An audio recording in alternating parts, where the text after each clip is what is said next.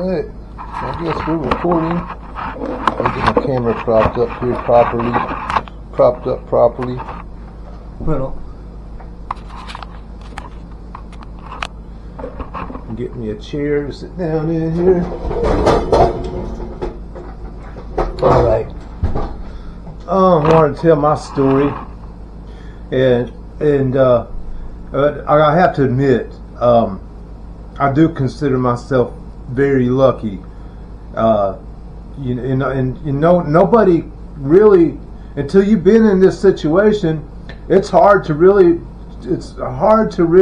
that it could really happen, that it really happens to you, and then you find out that this system that locks you up is filled with criminals that are being incentivized. I mean, from the police to attorneys and then judges.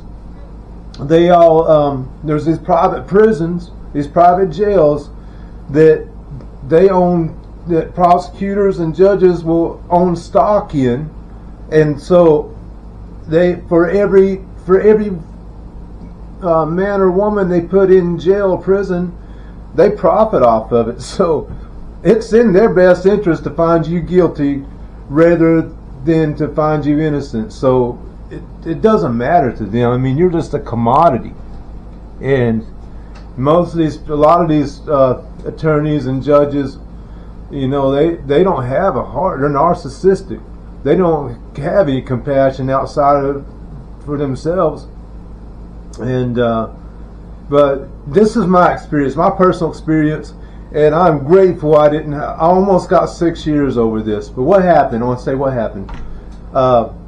Let's see where I start. I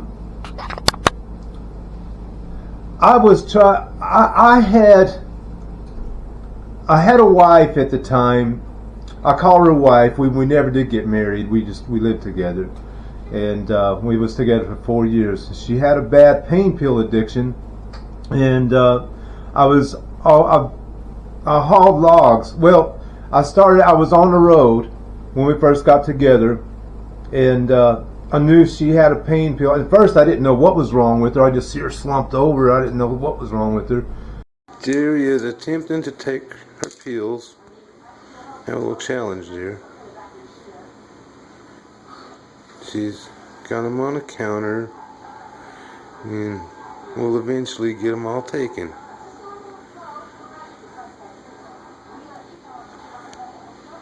Yeah, you got that one. Let's see. Some more left to take. You're gonna be able to do it. Hey, sweetie, you gonna be able to take the rest of them? Huh?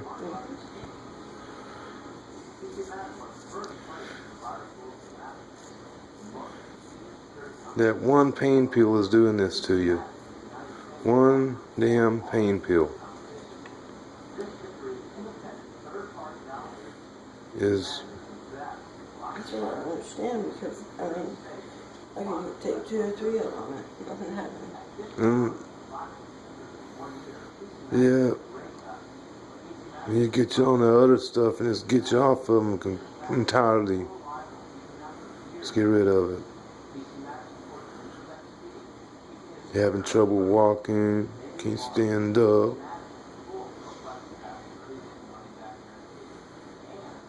Just get you off of them. You gonna be able to get your drink of that?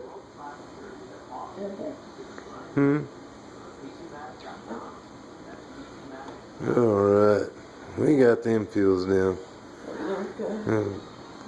Got your Lyrica and it's just your other medicine.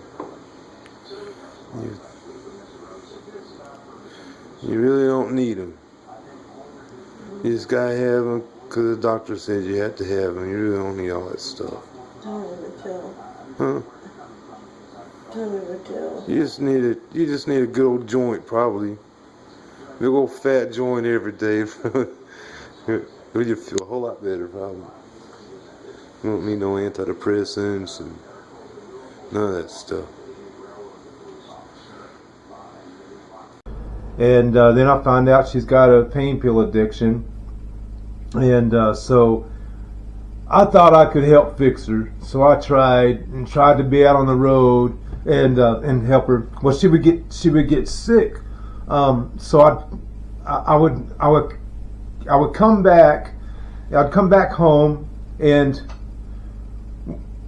she would overdose herself. It seemed like she always overdosed herself when I was around. And so I'd be gone out on the road and worried all the time about her. But they had found out. I went to the doctor because I was getting sick. I would get sick in my stomach. I'd get tired a lot. So I went to the doctor to find out what was going on with me. And they found out that I had type 2 diabetes. So they had to take me off the road until the doctor got my blood sugar regulated. So I had to be off the road for 30 days. Well, my company had Aflac insurance, and so I had to send in a claim with Aflac so I could be paid for that month. And we didn't have.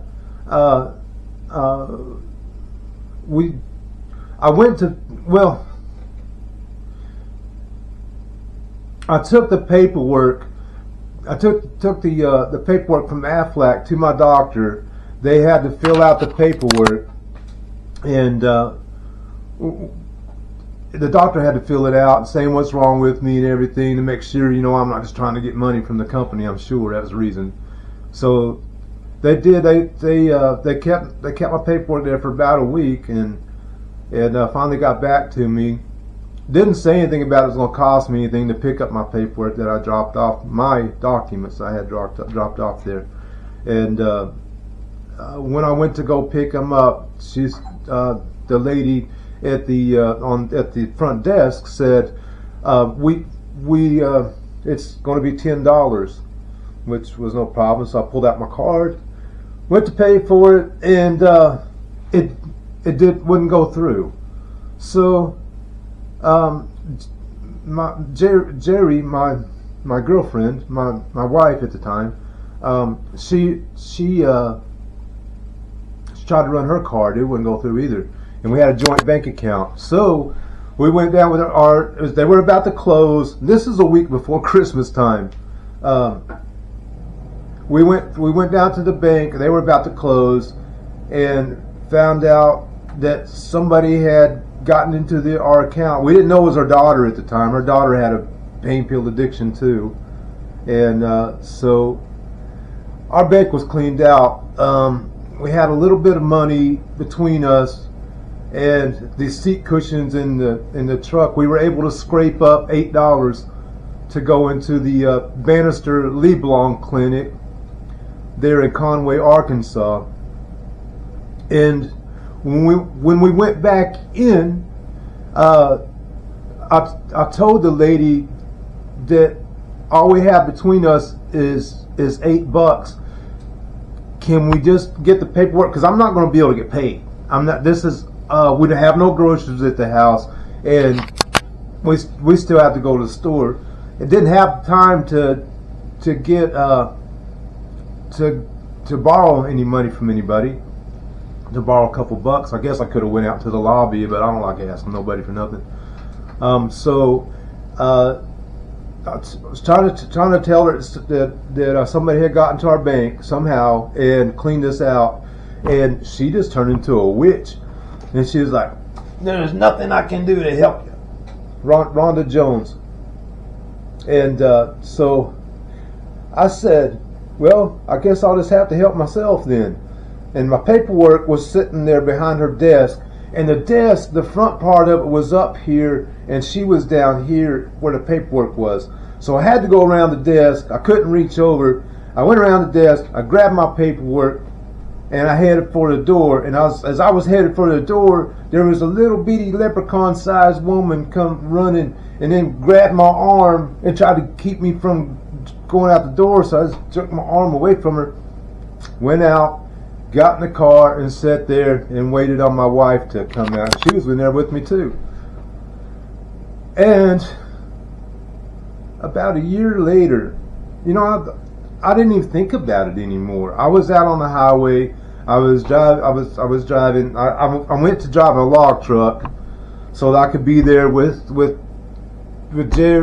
my ex as much as I could, and so to keep her from dying, I was always worried about her slumping over, and she would be hopped up on pain medicine, and so I was always worried about her dying, and always worried about. I wanted to get back home to her, make sure she was going to live. So I always had this knot in my stomach, and so I was trying to find something I could do where I could be home every night consistently. Because even driving a log truck, I could be gone for 16-hour days, 16 hours, and so I didn't want to be gone that long.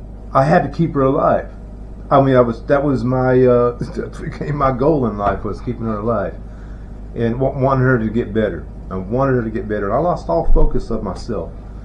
But anyways, I tried to get on at the prison, which I'm glad I didn't get that job. I wouldn't have stayed there. I couldn't have done what they do to people. And but so that was a blessing. And going to jail showed me how shitty they are to people in jail and prison. I couldn't be like that to people. No matter who you are, you're people, you know. And so, anyways,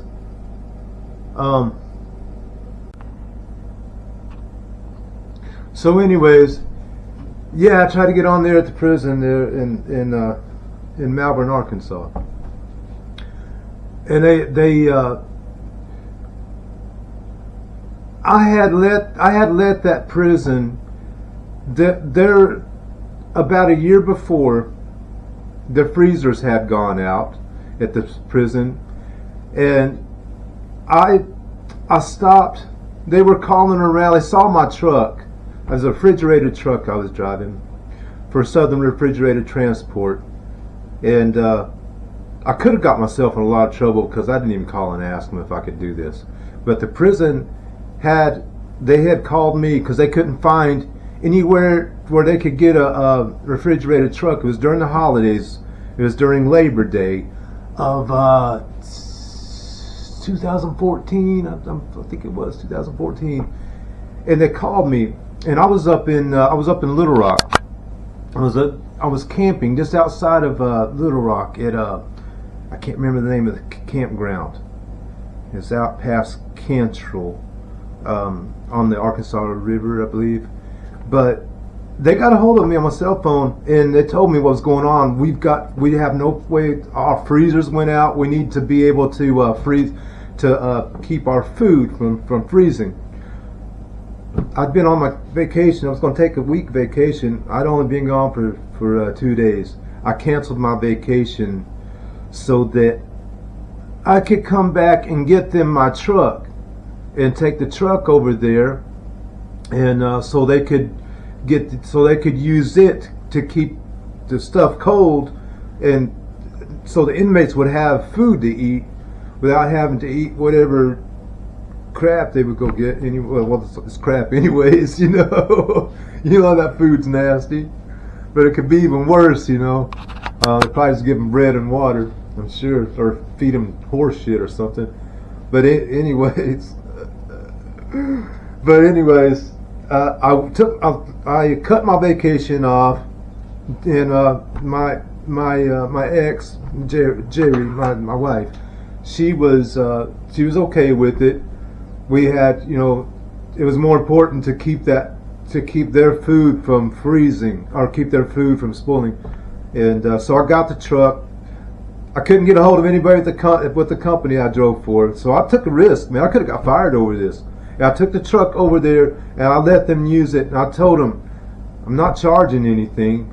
Just make sure whatever fuel you use out of the refrigerator, out of the reefer, make sure you replace it. And that was it. I left it there for a couple of days, and then after they got the refrigerators fixed, I got it back. So they remembered me, which came in handy, because when I wanted to come off the road, I figured I'm not a problem getting a job there. I didn't really. I don't want to rule over anybody. I didn't want to. I really didn't want to have a. I just wanted to stay home with my wife. That's all I wanted to do, was be home with her where I could keep her safe from herself. And but yeah, about a year later, I was trying to get on with them, and she was going to hire me. She was going to hire me there at the prison, and she said, "Oh, we can't hire you. You got a warrant for your arrest up in Conway, in Arkansas, Conway, Arkansas." And I couldn't think of anything. I mean, I had completely forgot. I just put it behind me. I just going into the clinic and I've had run-ins with people. We all do. You have an argument and you just blow it off. I mean, you don't constantly carry this shit around with you. But they had waited 2 months, and well, I'm getting ahead of myself here. Okay, so I went to go check on the warrant and see why I had a warrant for me in the first place. I should never have gone. I should never have gone to the police station. If I knew, I've been studying law for the past 5 years, so I've learned that to not do that. You let them come to you and commit the crimes against you like they committed against me, and I still haven't sued them, but I'm working on that. But anyways, so I go to the police department up there in Conway, and I ask. I'm told I have a warrant for my arrest. I'm trying to figure out what's going on here. I want to clear this up, and because I want to get, I got a job waiting for me once I get this cleared up, and so yeah, they put the handcuffs on me, and then took me to jail, and I bailed out. And when I was, he told me that somebody at the Bannister Legalon Clinic had accused me of assault, and I'm trying to figure out what do they consider assault? Is it an argument with somebody? Is that what they would have done? Said that I argued, but we got into an argument, and I couldn't. But anyways, when I got out, I got an attorney.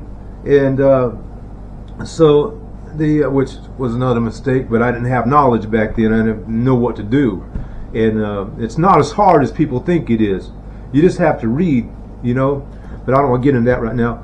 But yeah, so I got an attorney, which ended up abandoning me. He ended up abandoning me. He never did come to court. I ended up somehow I ended up with this, I don't know who the guy was. He was a public defender. I never did ask for a public defender. I never contracted with the county to have a public defender. I never gave him permission. I never gave him power of attorney. They committed so many crimes, as they always do, because we're not enough of us are holding them accountable for the crimes they do to innocent people. But anyways, they put me in that jail, and I got out and I got bailed out and hired an attorney. The attorney, he got discovery, and I got to reading through, and not only Rhonda Jones, but 2 of her co-workers lied and said that I had grabbed her head and shoved it down on the desk as I took the paperwork. And nothing like that happened. Nothing like that happened. And I felt safe because I knew they had cameras in there, and my wife was with me as a witness. But what happened was when we went to court, I had it continued because Jerry, my wife, she said that they had found out she had cancer. So I was doing whatever I could. I was working my ass off hauling logs so I could afford to buy the cannabis, so that I knew that I found out that Rick Simpson oil cures cancer, and it has worked for me. They found tumors on my liver, and since I started using it, I've gotten a lot better and eating fruits and vegetables and no garbage. But yeah, it was costing me $250 a week to keep her in cannabis oil. So I was making a lot of sacrifices trying to keep her alive. So we put it off, and then when we went to court. They continued on with lying, and I had to ask the public defender because my attorney never showed up there, and I've never got an explanation. I put bar agreements out on him, and I knew it needed to do criminal complaints, but and I need to sue them. But anyways, when we went to court, they lied. I had to ask my attorney, that public defender, to ask her if she has any photos of any injuries from that day. Because it was a clinic. Surely she would have, if there was any injuries on. I'm a pretty big guy, and I weighed 240 pounds at the time. I worked out all the time. I was big. I was really big. If I had slammed that woman's head down on the desk, she would have a bruise on her face, something, and the doctor would have checked her out. And they would have had some kind of record of it. No, there was nothing.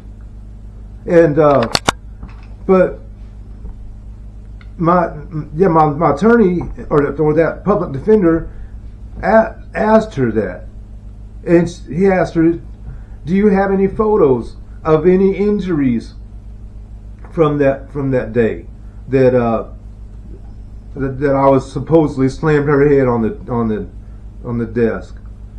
And she said, "No." I can't remember her exact. And one of the women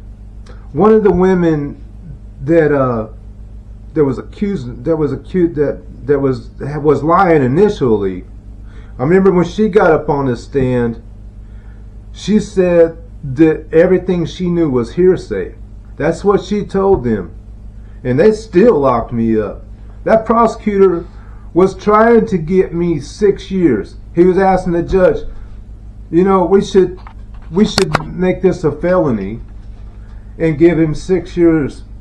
The judge, when I was up there on the stand, I looked the judge right in the eyes, and I told him the truth. And I said, "Judge, I never did do that to her." I said, "We got into an argument, but I never touched her." And the prosecutor, he was trying to play little mind games with me. Did you not ever just maybe touch fingers or not? Something. Just nitpicking, trying to do anything. He wasn't interested at all in the truth. He was interested in finding me guilty. That's all he was interested in. And so I went to jail. I went to jail for 90 days. And I'm grateful for that, because I could have got 6 years over something that never even...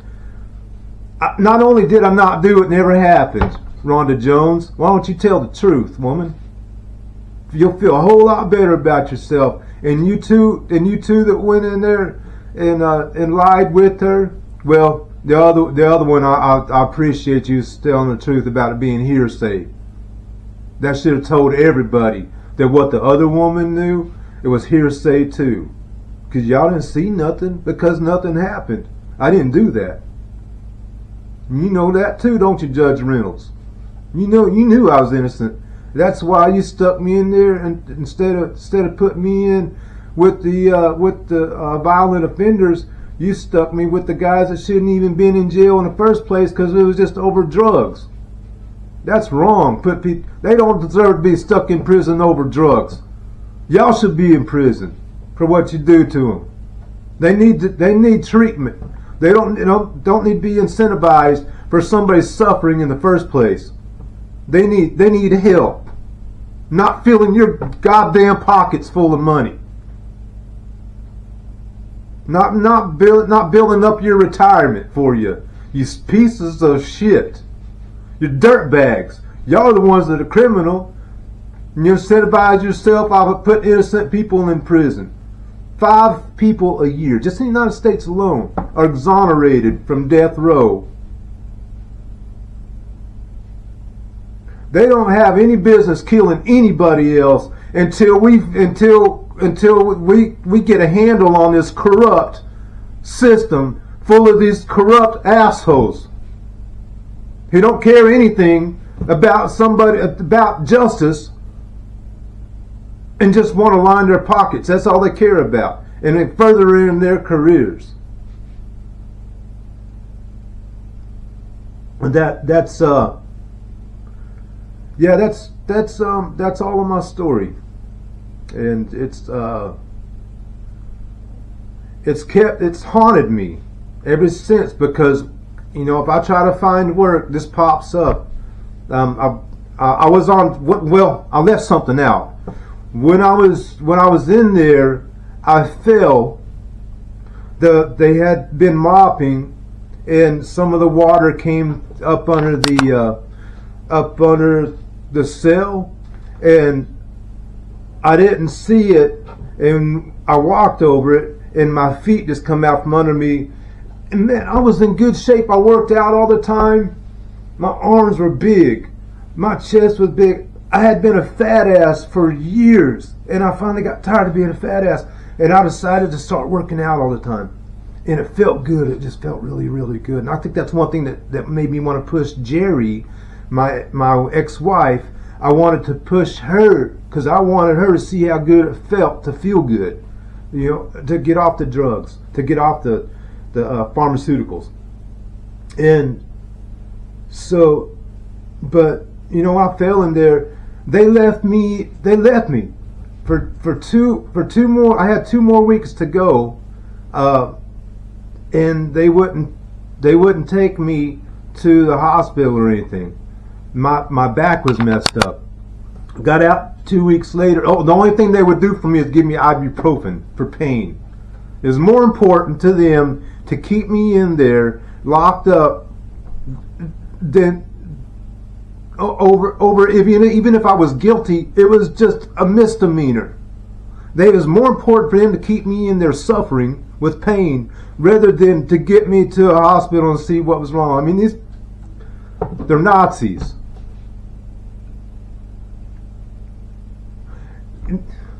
When I got out, I went to the hospital, and I got with a real good doctor. He had to fight with the insurance company to where they would operate on my back. They gave me disability. I ended up getting on disability because I just couldn't for 6 months. I couldn't even walk.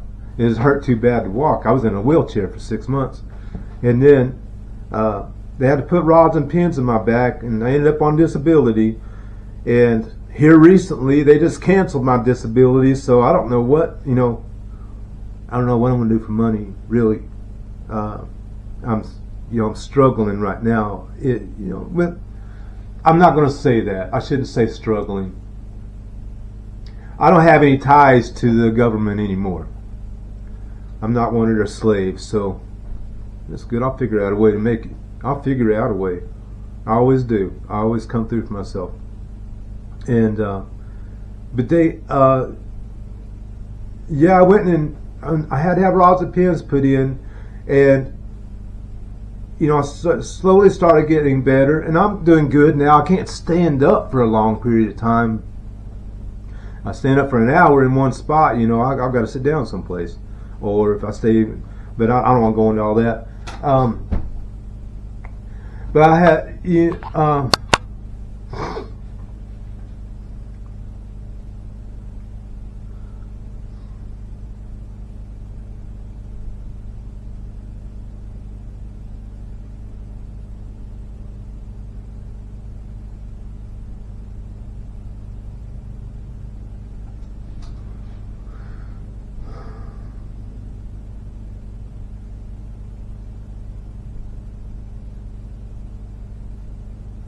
Yeah, this system, man, it they don't have no business in. They're the criminals when you get to studying law, and you realize how things are supposed to be. They're not doing anything like it's supposed to be done. They're doing what they've been trained to do, and they don't follow the law, and they don't follow the Constitution. They don't pay any attention. There's a federal law that says it's 18 United States Code 241 and 242. They just ignore that. It's 18 Title 18 United States Code 241 and 242. It's a felony to violate your rights. It's a felony for them to take you into an Article 1 court instead of an Article 3 court. It's a felony when a cop pulls you over and you haven't committed a crime, and their statutes and codes aren't laws. They're municipal corporations. When they pull you over and ask you for anything, they're violating your Fourth Amendment. So, in 18 United States Code 241 and 242 calls that a felony. So, I mean, what are we going to do? We're just going to enforce laws that enforce. It's not laws. So what the policy enforcers, I guess, are going to start. So what the policy enforcers are doing are enforcing statutes and codes that aren't law, and several Supreme Court cases have shown that statutes and codes are not law. So what are we going to do? Just enforce the statutes and codes that are going to be able to extort people and imprison them? Is that what we're going to do? And just screw their rights to a fair trial, even? We can't keep going down that road. Because a lot of innocent people are going to prison just so these criminals that are actually criminals themselves, they're guilty. They've proven themselves guilty. Just not enough people realize, or there's a lot of people who think, oh, they're part of the government, it's okay. I think a lot of people have that in their mind. As long as you're part of the government, you can murder and you can do whatever you want. You can grab people out of the car and beat the shit out of them. And most people, they'll look at something like that happen and, damn, I wonder what he did, instead of asking, why is that cop beating up on that woman? Ever since I was put in jail, it just gets all over me. I mean, it just goes all over me the way they do, especially when it comes to women being grounded and pounded over not wearing a mask. And you go on YouTube and look. Be my guest.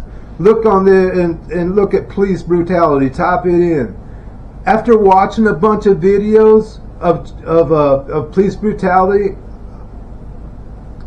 I don't like cops too much. After being in jail, after being put in jail and treated like shit by them scumbags, I don't. And then watching them. I even see a child being pepper sprayed in the face at 10 years old, thrown in the back of a police car, and the doors were shut. And she's in there squirming and screaming. How can I like these dirtbags? When they are the criminals and willingly commit crimes just like the Nazis did. They're no better than the German Nazis. They're the same shit. They're the same thing. But yeah, I guess it has made me a little angry.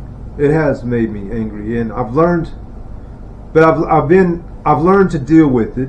Well, I'm learning to deal with it. And just not focus on it. I've learned to go within and meditate, and it has helped me a lot.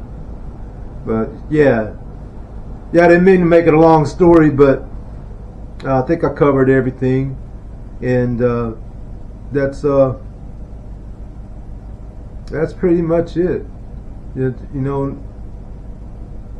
don't nobody deserve to go to prison. Not till we get. I mean, people that's committed crimes that where there's physical evidence of somebody committed a crime, or somebody's harmed someone else, then I believe that they should go. They should be locked up for everybody's safety, and so should anybody that works for the government. They shouldn't get a free pass just because there should be. The police think they have qualified immunity, but here's the thing, and they don't. None of them. They got to prove that they don't have any qualified immunity. They got to prove they had to break the law. They had to prove they had to break their laws, their company policy, in order to bring harm to someone. But that's all I got.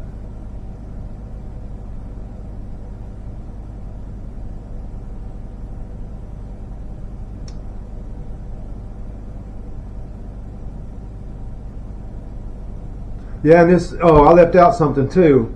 I mean, this has been haunting me because now I can't cross the border over to see my wife. It's separated us. They won't let me across. But I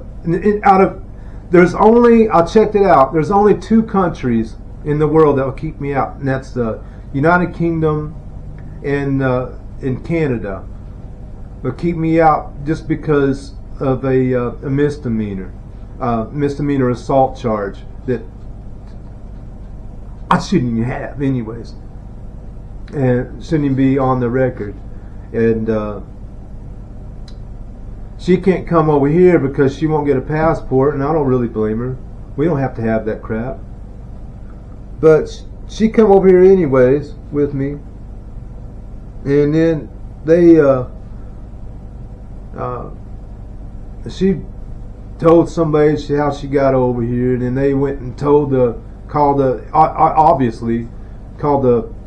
border bastards, and they come and reached in my truck without my permission on private property, grabbing my wife out of there. They had no right to grab her out of there and have no right to manhandle her like they did. And they sent her back across the border, even though her family lineage comes from the Okanagan, all the way back from the 1700s. All the way, her father, her great, I don't remember how many greats, but it goes way back. He was a chief. Chief Kim into something like that, and her great grandmother was his daughter, and I know we looked it up. We looked it all up through what's the name of that site? We looked it up. We found her. We tracked her family history through. Oh man, I can't remember it. Ancestry.com, and so yeah. And then you get to looking at the laws, and you find out, you've got to. We looked at the United States Code and found out the only way you can become a citizen, is to take an oath of office. You have to be naturalized to become a citizen. You don't just, it's just like any corporation. Oh, in 42, look this up. 42, is it 23?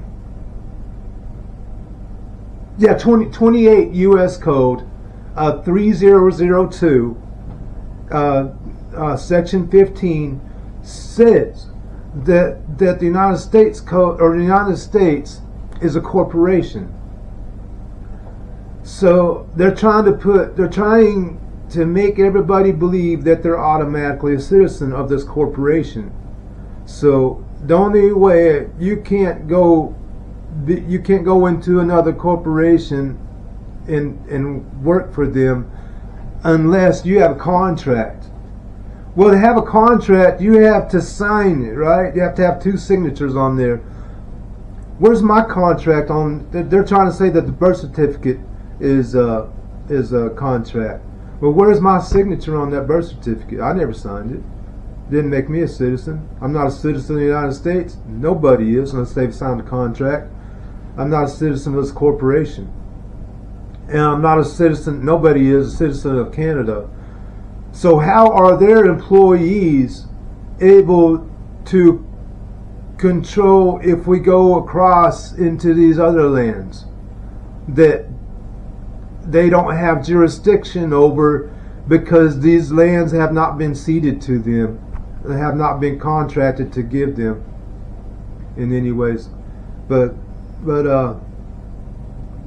yeah, I didn't mean to get into all that. This system has got just, it's just so corrupt and so screwed up, and they've done it over time. They've done it slowly, and they've dumbed people down because people don't read anymore. They just we don't read. We have too much entertainment on our computers and in our phones. We're always looking at our phones and stuff, pictures, and they're using these little short videos to slowly. They know how to mess with our mind. But yeah, that's pretty much it. That's my story. I just decided to make a video instead of writing it all down, so you can look in my eyes and see that I'm telling the truth. And then I wouldn't do that. I wouldn't do that to a woman. I wouldn't. Never. Especially with cameras around in a public place. Oh, that's another thing too. I thought that when we went to court that there would be cameras. That's one thing I felt comfortable about. They had cameras, and so I didn't worry too much about it. I thought I'd go in there. I'm going in there with the truth, so I'm going to be safe as long as I'm telling the truth. That's the way I thought. That's the way most people think. And don't go into their courts. Don't get an attorney. Learn your rights. Learn how to stand on those rights yourself. Don't depend on them to help you. Don't even ask them for help.